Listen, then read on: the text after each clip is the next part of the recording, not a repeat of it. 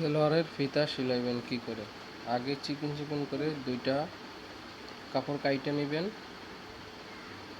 তারপরে দুই মাথা জয়েন দিয়ে নেবেন।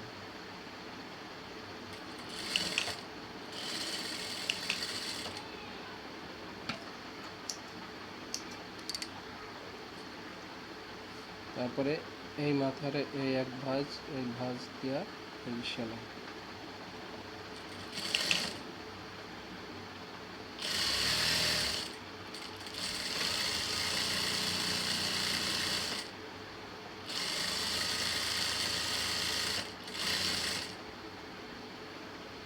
একটা না দরকার নাই, অল্প অল্প করে ভাঁজ দিবেন আর সেলাই করবেন।